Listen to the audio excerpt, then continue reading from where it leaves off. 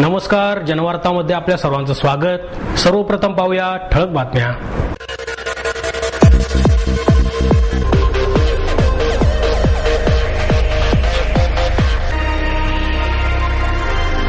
महिलांना आर्थिक आणि सामाजिक समानता मिळणे अत्यावश्यक असून यासाठी सर्वतोपरी प्रयत्न होण्याची गरज आहे, मुख्यमंत्री पृथ्वीराज चव्हाण यांचं प्रतिपादन।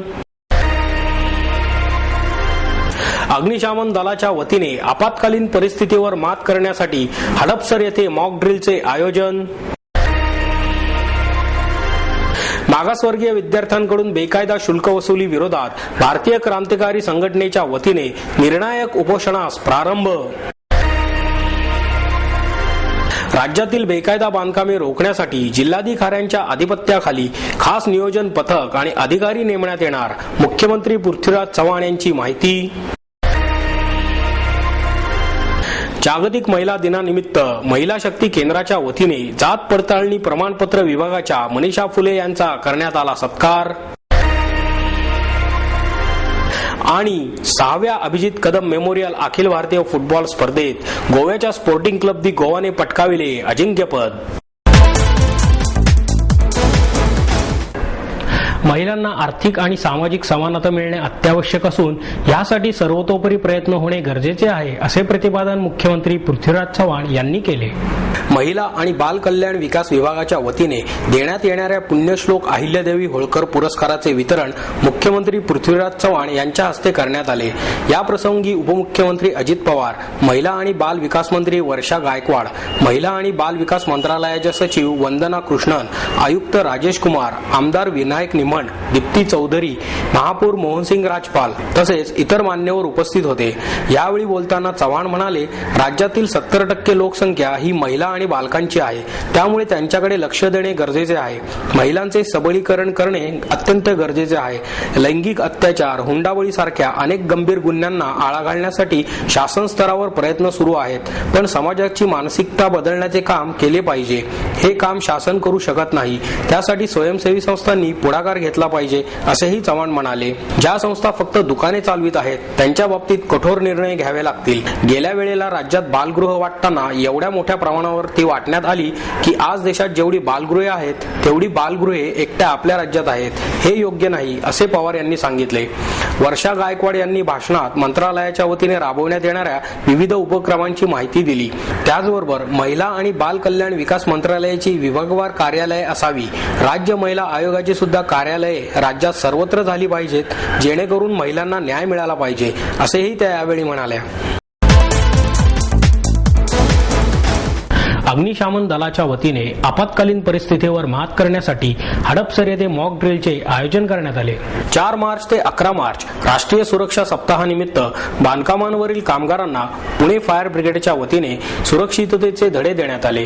तालिब अँड शामसी कंपनीतर्फे अमनोरा पार्क टाउन हडपसर पुणे येथे मॉक ड्रिल करण्यात आले।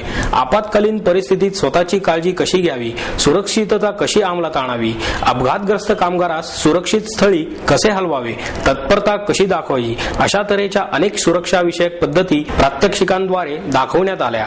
आग आणि आगीचे प्रकार, आग कशी विझवावी इत्यादींची प्रात्यक्षिके पुणे फायर ब्रिगेडच्या वतीने करण्यात आली। यावेळी जनवार्ताशी बोलताना संजय सावंत म्हणाले, मी तालिब शामसीचा project manager Sanjay Sawant, अमनोरा park town मध्ये R2 सेक्टरमध्ये आमची साईट आहे। तर साधारण पीक आवरला 500 ते 600 लेबर असतात। सध्या आमच्याकडे 200 लेबर आहेत। तर त्या लेबरना सेफ्टी वीक किंवा वर्षभर कसं सुरक्षा मध्ये राहावं, त्यासाठी आम्ही पुणे महानगरपालिकेची फायर ब्रिगेडची टीम बोलवून त्यांच्या थ्रू सर्व वर्करना आग कशी लागली असेल तर कशी विझवावी याचं ट्रेनिंग आणि हे प्रात्यक्षिके करून आज सेफ्टी वीक सप्ताहानिमित्त करून दाखवलेली आहे। 4 मार्च ते 11 मार्च दरम्यान तालिब अँड शामसी कंपनीतर्फे विविध सुरक्षा विषयक कार्यक्रमांचे आयोजन कामगारांसाठी करण्यात आले। कामगारांना सुरक्षा विषयक ट्रेनिंग देण्यात आले। फायर ब्रिगेड पुणे यांची प्रात्यक्षिके कामगारांसाठी महत्त्वपूर्ण ठरतील, असा विश्वास दुधनाथ राक्षे यांनी जनवार्तेशी बोलताना व्यक्त केला। मी Dudhnath Kisan Rakshe, Talib and Shamsi construction private limited या कंपनीमध्ये गेले 3 वर्षे सेफ्टी ऑफिसर म्हणून काम करत आहे आणि गेल्या 3 वर्षामध्ये हा एक तिसरा आमचा राष्ट्रीय सुरक्षा सप्ताह आम्ही तालिबान सामशी या कंपनीतर्फे एक चांगल्या भव्य स्वरूपात आम्ही या ठिकाणी साजरा करत आहोत. 4 मार्चला आम्ही सकाळी 9 वाजता येथे राष्ट्रीय सुरक्षा सप्ताहाचं ध्वजारोहण केलं आहे.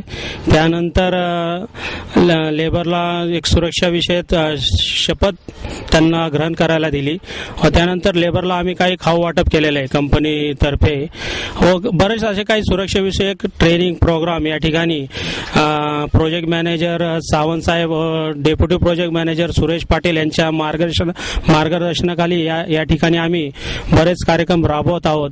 त्या प्रकारेच आजचा हा आम्ही मॉकड्रिलचा कार्यक्रम एक प्रात्यक्षिक पुणे फायर ब्रिगेडला बोलवून या ठिकाणी लेबरला एक सायरन वाजवून लेबरला या ठिकाणी आम्ही असेंब्ली करून सर्व जे 200 लेबर आहेत या ठिकाणी 2 मिनिटात असेंब्ली झाले व काही लेबर इंज्युअर्ड दाखवून त्यांना स्ट्रेचर उचलून आणून हॉस्पिटल ॲम्ब्युलन्स थ्रू हॉस्पिटलला मार्गे रवाना केलेलं. अशा पद्धतीने हे मॉकड्रिल फर्स्ट एड टीम आमची फायर फायटिंग टीम खूप चांगल्या प्रकारे हा मॉकड्रिलचा कार्यक्रम या ठिकाणी पुणे फायर ब्रिगेड त्याचप्रमाणे माझी जी कंपनी आहे तालिबान सामशी यांचे सर्व PM डेप्युटी PM जेवढे मॅनेजमेंटचे अधिकारी त्यांच्या सहकार्याने व स्टाफनुसार हा या ठिकाणी खूप चांगल्या प्रकारे संपन्न झाला आहे.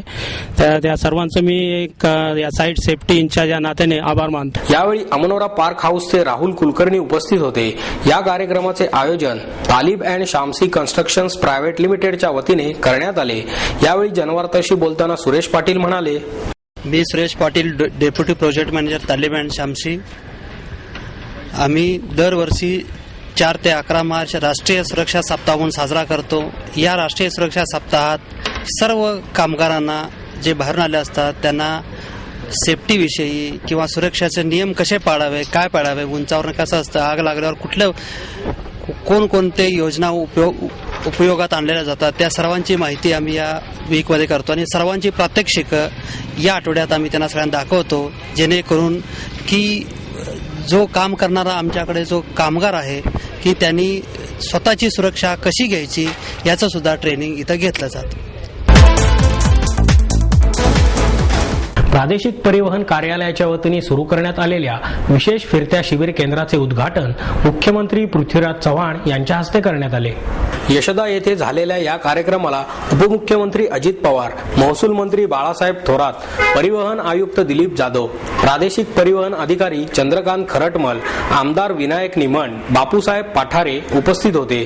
संगमवाडी येथील RTO कार्यालयात होणारी गर्दी लक्षात घेऊन उपनगरांमध्ये अशाच प्रकारची कार्यालये सुरू करण्यात यावीत अशी मागणी वारंवार होत होती. पण जागा मिळत नसल्याने अखेर RTOने फिरते शिबिर केंद्र सुरू केले आहे. या केंद्रात एकाच वेळी 15 जणांना शिकाऊ वाहन परवान्याची परीक्षा देता येणार आहे. हा परवाना लगेच देण्याची सोय करण्यात आली आहे. तसेच वाहनांचा कर, 3 चाकी वाहनांचे योग्यता प्रमाणपत्र, वाहनांतील बदल, अपंगांसाठी 3 आणि 4 चाकी, LPG आणि CNG रूपांतर करणे, पर्यावरण कर, वाहनांवरील पत्ता बदलणे या प्रकारची कामे या केंद्रांमध्ये होणार आहेत. हे फिरते शिबिर केंद्र सोमवार ते शुक्रवार या काळात सकाळी 10 ते दुपारी 1 आणि दुपारी 2 ते सायंकाळी 5 या वेळेत शहराच्या विविध भागात फिरत राहणार आहे. राज्यातील बेकायदा बांधकामे रोखण्यासाठी जिल्हाधिकाऱ्यांच्या अधिपत्याखाली खास नियोजन पथक आणि अधिकारी नेमण्यात येणार असल्याची माहिती मुख्यमंत्री पृथ्वीराज चव्हाण यांनी दिली. राज्यातील जिल्हाधिकारी आणि विभागीय आयुक्तांच्या परिषदेनंतर पत्रकार परिषदेत मुख्यमंत्री चव्हाण यांनी बेकायदा बांधकामे रोखण्यासाठी ठोस उपाययोजना करण्याची गरज व्यक्त केली. बेकायदा बांधकामे पाडण्यासाठी सध्या यंत्रणाच अस्तित्वात नाही. त्यामुळे जिल्हाधिकाऱ्यांच्या अधिपत्याखाली विशेष बांधकाम नियोजन पथक स्थापन करण्यात येणार आहे. लवकरच याबद्दल निर्णय घेतला जाईल असेही ते म्हणाले. पुण्यासह अन्य शहरांमधील कमाल नागरी जमीन धारणा घोटाळ्याच्या चौकशीबद्दल छेडले असता मुख्यमंत्र्यांनी पुण्यातील प्रकरणे न्यायप्रविष्ठात इच्छा आहेत असे सांगितले. मात्र इतर शहरांतील ULC घोटाळ्यांवर बोलण्याचे टाळले. इंग्रजांनी घालून दिलेल्या साच्यात जिल्हाधिकारी आणि जिल्हा प्रशासन गुरफटले आहे. ही जुनी कार्यपद्धती बदलावी लागेल असे मतही त्यांनी व्यक्त केले. स्थानिक स्वराज्य संस्थांमध्ये महिलांना 50% आरक्षण देण्याचा राज्य सरकारचा निर्णय ठाम आहे. लवकरच हा प्रस्ताव मंत्रिमंडळापुढे येऊन मंजूर होईल. निवडणुकीपूर्वी तो अंमलात आणला जाईल असेही मुख्यमंत्र्यांनी स्पष्ट केले. चांगले काम करणाऱ्या IAS अधिकाऱ्यांना पंतप्रधानांच्या हस्ते पुरस्कार दिला जातो. त्याच धर्तीवर राज्यातील अधिकाऱ्यांनाही सनदी सेवा दिनी पुरस्काराने सन्मानित करण्याची घोषणा मुख्यमंत्री चव्हाण यांनी केली.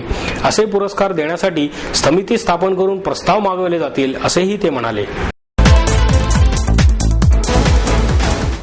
जागतिक महिला दिनानिमित्त महिला शक्ती केंद्राच्या वतीने जात पडताळणी प्रमाणपत्र विभागाच्या मनीषा फुले यांचा सत्कार करण्यात आला. यावेळी भारतीय महिला शक्ती केंद्राच्या अध्यक्षा वैशाली चांदणे, उपाध्यक्षा भाग्यश्री कुलकर्णी, वर्षा सुरते, सुशीला माने, मंदा मस्के, मंगल वाघमारे आदी महिला कार्यकर्त्या उपस्थित होत्या. मनीषा फुले यांच्या हस्ते सावित्रीबाई फुलेंच्या प्रतिमेस पुष्पहार अर्पण करण्यात आला. तसेच वैशाली चांदणे यांच्या हस्ते शाल, श्रीफळ आणि सावित्रीबाई फुलेंची प्रतिमा देऊन मनीषा फुले यांचा सत्कार करण्यात आला. वैशाली चांदणे म्हणाल्या, पुणे हे विद्येचे माहेरघर, सुरक्षित आणि सुशिक्षित समजले जात होते. पण ह्या पुण्यामध्ये देखील अन्याय अत्याचार वाढले आहेत. शाळा कॉलेजेसमधील विद्यार्थिनी सुरक्षित नाहीत. आजही पुरुषांची मानसिकता बदलली नाही. आजही पुरुष प्रधान संस्कृती आहे असेही त्या म्हणाल्या. पुढे बोलताना चांदणे म्हणाल्या, आपण आज बघतोय की महिला ही अबला नसून सबला झाली आहे. कायदे झालेले आहेत, परंतु कायदे हे कागदावरच राहिलेले आहेत. त्यांची अंमलबजावणी कुठेही झालेली दिसत नाहीये. आजही बघितलं, आजही महिलेला दुय्यम स्थान आहे.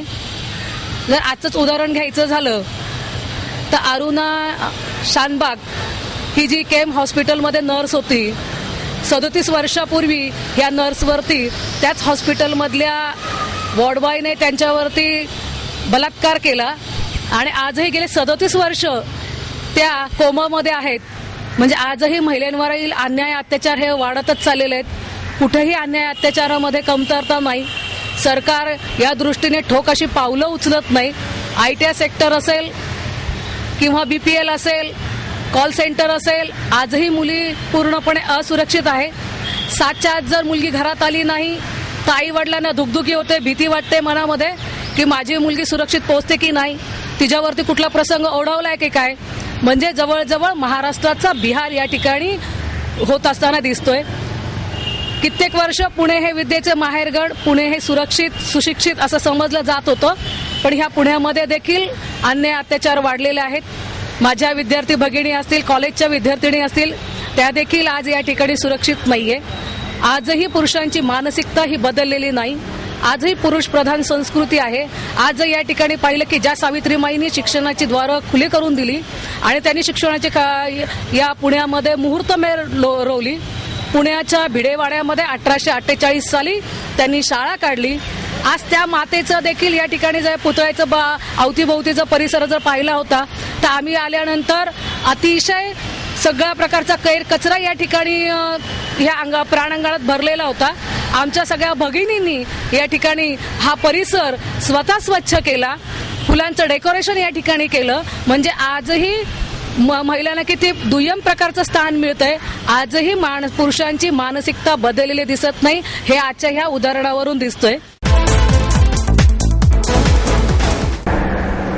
6व्या अभिजित कदम मेमोरियल अखिल भारतीय फुटबॉल स्पर्धेत गोव्याच्या स्पोर्टिंग क्लब दी गोवाने अजिंक्यपद पटकाविले. धनकवडी येथील भारती विद्यापीठ एज्युकेशन कॉम्प्लेक्स येथे खेळला गेलेला अंतिम सामना उत्कंठावर्धक आणि रंगतदार झाला. सामन्याच्या सुरुवातीपासूनच गोव्याच्या संघाने आक्रमक धोरण स्वीकारले. त्यांनी मेघालयाच्या शिलाँग लाजॉंग संघाच्या बचावफळीवर दबाव निर्माण करण्यात यश मिळवले.